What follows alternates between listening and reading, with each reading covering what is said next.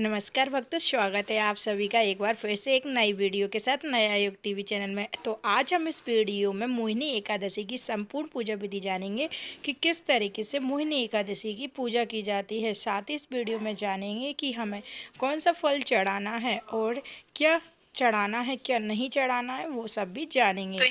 साथ ही भक्तों यह भी जानेंगे कि ये मोहिनी एकादशी क्यों मनाई जाती है और आखिरकार इस एकादशी का नाम मोहिनी एकादशी क्यों पड़ा। तो यहाँ पर देखिए हमने एक चौकी स्थापित कर ली है।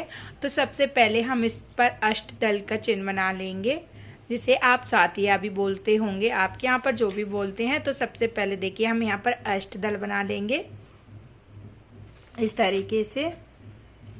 भक्तों, जो मोहिनी एकादशी है उसकी संपूर्ण पूजा विधि आज हम इस वीडियो में आपके साथ शेयर करने वाले हैं। तो आप वीडियो को पूरा देखें और अगर आपको वीडियो थोड़ी सी भी हेल्पफुल लगे और अच्छी लगे तो वीडियो को लाइक अवश्य करें और चैनल को सब्सक्राइब जरूर करें।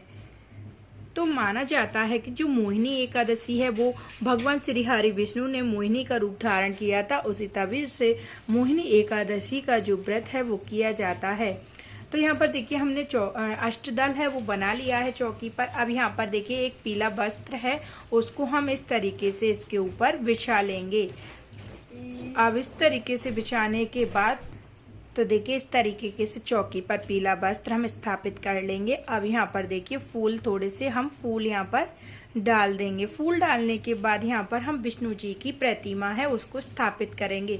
अगर आपके पास मूर्ति है तो आप उसको भी रख सकते हैं, लेकिन फोटो है तो आप फोटो भी लगा सकते हैं। अगर आपके पास माता लक्ष्मी की भी साथ में प्रतिमा है तो आप उसको भी रख सकते हैं।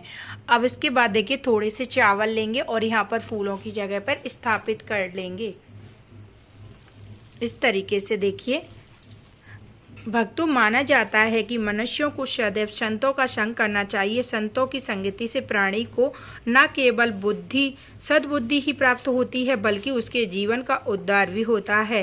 साथ ही पापियों की संगति प्राणियों को में भी नरक में ले जाती है। ऐसी दृष्टि व पापी संकटी पड़ने पर साथ छोड़ देते हैं और तब व्यक्ति के स्वयं में अकेला पाया जाता है। तब मैं कौटिल्य ऋषि जैसे सज्जन उन्हें सदैव मार्ग बताते हैं। तो देखिए यहाँ पर हमने एक कलश को स्थापित कर लिया है। कलश को स्थापित करने के बाद अब यहाँ पर आप कुछ फल वगैरह उनको भी चढ़ा सकते हैं। तो यहाँ पर देखिए फल आपने चढ़ा दिया है।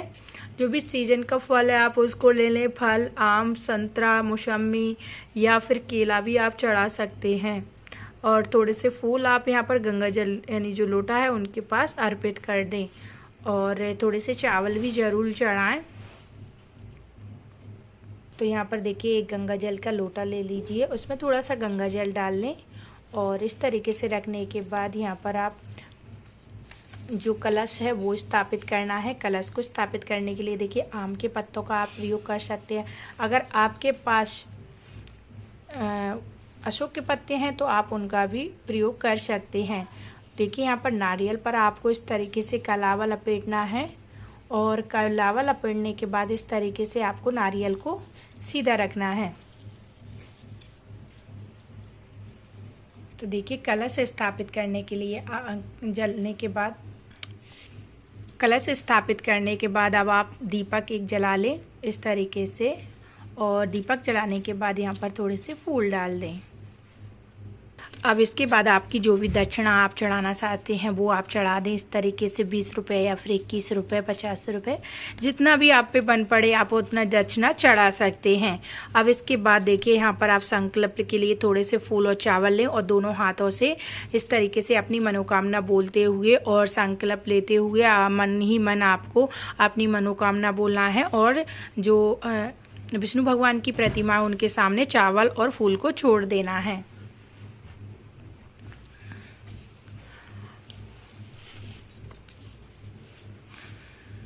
अब यहाँ पर हम गणेश जी की प्रतिमा को भी स्थापित कर लेंगे और यहाँ पर देखिए हमने ये लोटा रखा हुआ है जल के लिए। आप इससे बाद में गंगा जल छिड़कें और अर्घ देने के लिए।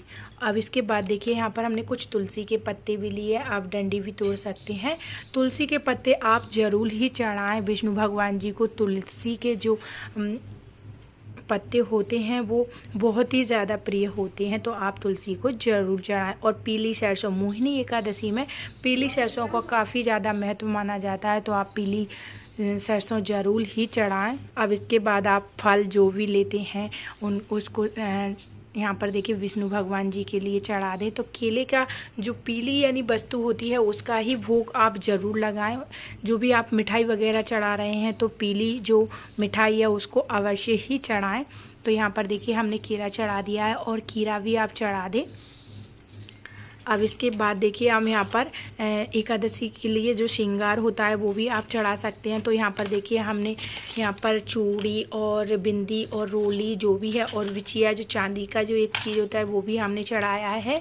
और लिपस्टिक जो भी जो श्रृंगार की चीज़ें होती हैं उनको आप चढ़ा दें। और इनको कोई किसी के लिए दान भी कर सकते हैं। आप घर में भी आप अगर देवरानी जेठानी है उनको भी दान कर सकते हैं, साथ में सास को भी आप दान कर सकते हैं।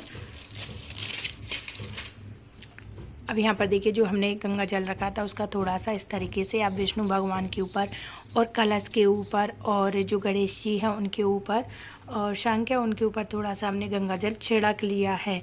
अब इसके बाद देखिए हमें विष्णु भगवान जी के लिए तिलक करना है। आप यहाँ पर रोली का भी तिलक कर सकते हो और चंदन का भी कर सकते हैं। इसके बाद कलश पर भी आप तिलक कर लें और जो हमने कलश तैयार किया था उस पर भी आप तिलक कर लें इस तरीके से। और गणेश जी का भी आप तिलक कर लें, क्योंकि गणेश जी को तो हर एक चीज़ में पूजा जाता है, क्योंकि किसी भी शुभ काम को करने के लिए गणेश जी का होना आवश्यक होता है, क्योंकि गणेश जी को विघ्नहर्ता बोला जाता है। और चावल ले लें, थोड़े से चावल आप चढ़ा दें और इस तरीके से तिलक करने के बाद चावल भी ज़रूर चढ़ा दें। तो साथ ही भक्तों अब हम अंत में जान लेते हैं कि एकादशी किस तारीख को है, पारण कब है और व्रत का पारण कब किया जाएगा। साथ ही हम जानेंगे व्रत में क्या खाना है क्या नहीं खाना, क्योंकि व्रत पारण में क्या खाया जाता है क्या नहीं वो भी आपके लिए जानना ज़रूरी होता है। तो मोहिनी एकादशी लगभग 27 अप्रैल 2026 सोमवार को पड़ेगी। व्रत 2026 में 26 अप्रैल को रात के नियम के अनुसार 27 अप्रैल के दिन पूरे दिन रखा जाएगा और पारण 28 अप्रैल सुबह के दिन किया जाएगा। सूर्योदय के बाद शुभ मुहूर्त होगा। मोहिनी एकादशी का व्रत भगवान विष्णु को समर्पित होता है। इस दिन व्रत रखने वाले को सात्विक भोजन ही करना चाहिए, जैसे कि फल फूल दूध सूखे मेवे और व्रत का खाना, जबकि चावल गेहूं दाल लहसुन प्याज और मांसाहार बिल्कुल भी नहीं करना चाहिए। इस दिन क्रोध झूठ बोलना किसी का अपमान करना और बुरे विचार भी रखना बड़ी गलती मानी जाती है। व्रत को पूरी श्रद्धा नियम से करना भी नियम होता है। इस नियम को पूरे नियम विधि से करने से पापों का नाश होता है और जीवन में सुख समृद्धि आती है। इसलिए इस दिन मन वचन और कर्म से शुद्ध रहना चाहिए। साथ ही इस दिन कोई भी गलत विचार मन में नहीं लाना चाहिए। इससे भगवान विष्णु की भी आप पर पूरी कृपा बनी रहती है। तो भक्तों आपको हमारे द्वारा यह दी गई जानकारी कैसी लगी कमेंट बॉक्स में ज़रूर बताएं। अगर आपका कोई भी सवाल या प्रश्न है तो आप हमसे कमेंट बॉक्स में पूछ सकते हैं। एकादशी से संबंधित अगर आपके मन में भी कोई प्रश्न है या फिर व्रत में क्या खाना है क्या नहीं खाना या फिर कोई भी डाउट है तो आप हमसे कमेंट बॉक्स में पूछ सकते हैं। बाकायदा उसका पूरी तरीके से आपको जवाब दिया जाएगा। और अगर वीडियो थोड़ी भी हेल्पफुल लगी हो तो वीडियो को एक बार लाइक ज़रूर करें और ज़्यादा से ज़्यादा शेयर करें। अभी तक के लिए धन्यवाद। मिलते हैं नेक्स्ट वीडियो में।